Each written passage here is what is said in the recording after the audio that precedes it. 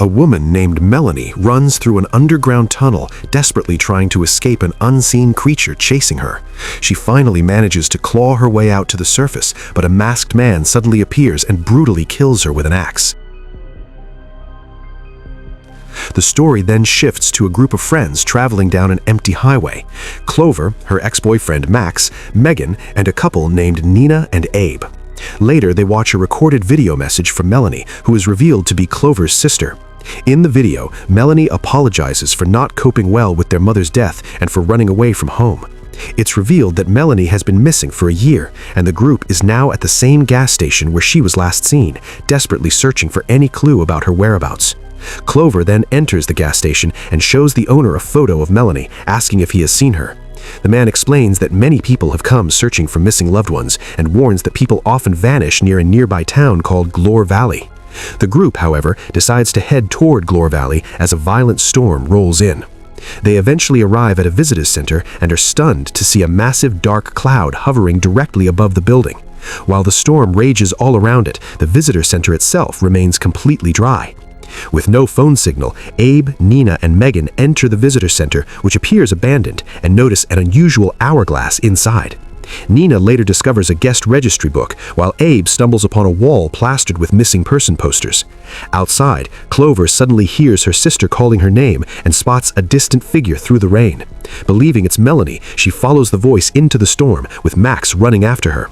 He manages to pull her back beyond the invisible wall of rain, and together they enter the visitor center. Nina examines the registry book more closely and is horrified to discover that several names, including Melanie's, are written in it exactly 13 times. With each repetition, the handwriting grows more erratic and panicked. Suddenly, they notice that the hourglass has flipped on its own, even though no one touched it.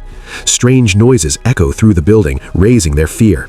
When they rush outside, they discover their car has been moved into the rainy zone, leading them to believe someone is trying to steal it. Abe and Nina stay behind to watch the car, while Clover, Max, and Megan search for a phone signal. They end up in the basement, where Clover discovers an old telephone and a radio, but neither of them works. Upstairs, Nina and Abe hear a noise coming from another room.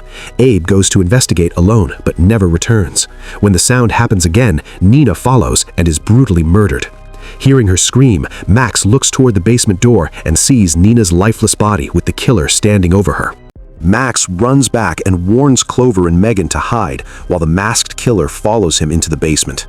Max tries to defend himself with a chair, but it barely slows the attacker, who stabs Max in the eye and kills him instantly. The killer then enters the room and finds Megan hiding in a closet, drags her out, and beats her to death.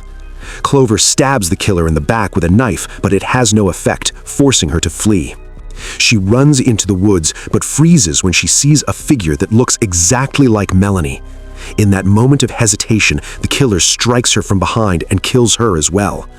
Just then, the story takes a disturbing turn. The hourglass reverses and time resets. The group is suddenly alive again at the beginning of the night. Confused and terrified, they struggle to understand what just happened.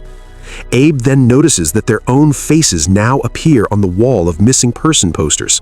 As they argue about how to escape, Megan begins convulsing and lets out a piercing scream that shatters every light in the building. When the group switches on their flashlights, Megan has vanished. Following faint sounds, they find Megan in the room filled with missing person posters. She's floating in the air, speaking in multiple voices. Suddenly, she snaps her own neck and collapses.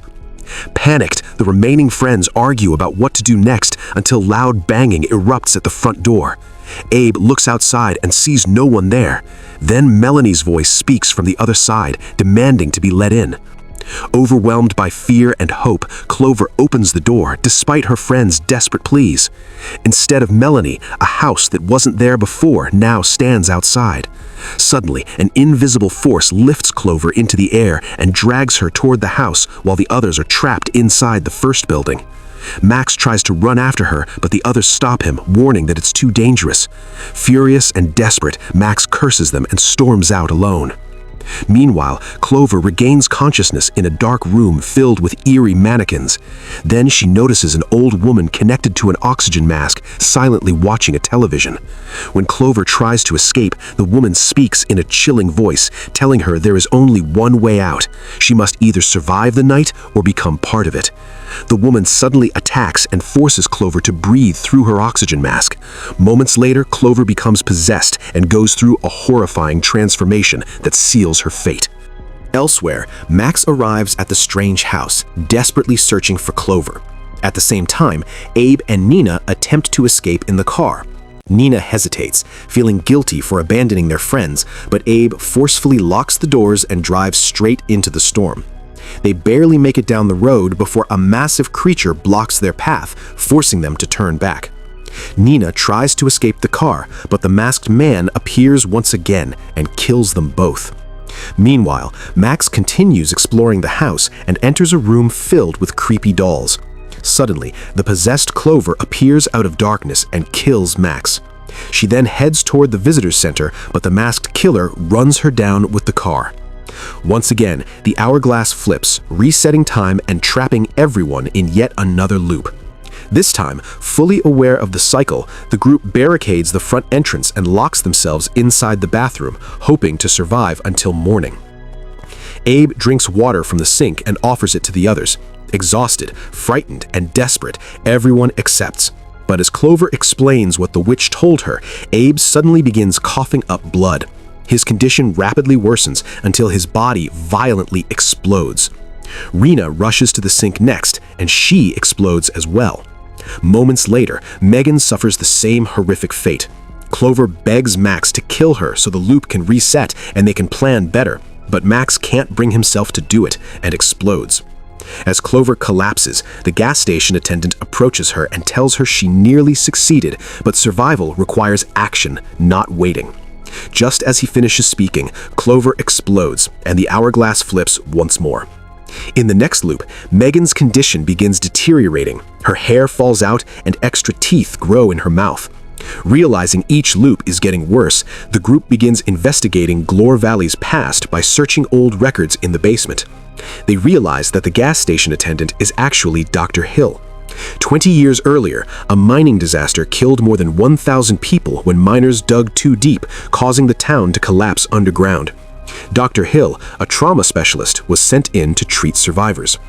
They then find a recording showing a man trapped in a room, repeatedly dying and coming back to life. Dr. Hill narrates the footage, explaining his experiments on trauma survivors. After 13 days, the subject transforms into a monstrous creature. Dr. Hill then contacts the group via radio, confirming they are beginning to understand what's happening.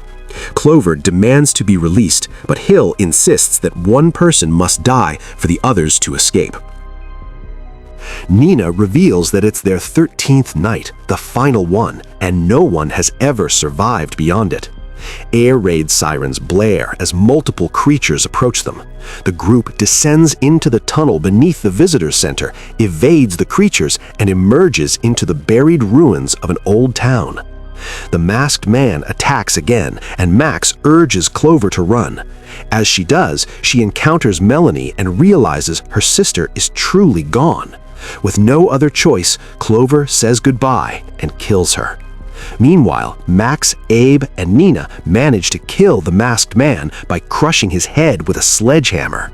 Clover reaches a sanatorium and finds Megan locked in a room with a chained monster. Searching for the key, she enters Dr. Hill's office filled with surveillance monitors. Dr. Hill arrives calmly and explains that Clover has been his most fascinating subject, struggling with depression, anxiety, and repeated suicide attempts. Clover notices contaminated water leaking overhead and quietly places Hill's coffee beneath it. Unaware, Hill drinks the coffee and soon becomes violently ill. Clover shoves him away and his body explodes. She takes his keys, frees Megan, and they attempt to escape as creatures close in and the hourglass begins to reverse. In a final desperate effort, the girls dig their way to the surface, just as Melanie once did. This time, their friends are waiting above to pull them out, and the curse finally breaks. At sunrise, the survivors collapse in exhaustion and relief. They climb into Abe's truck and drive away from Glor Valley, leaving the nightmare behind forever.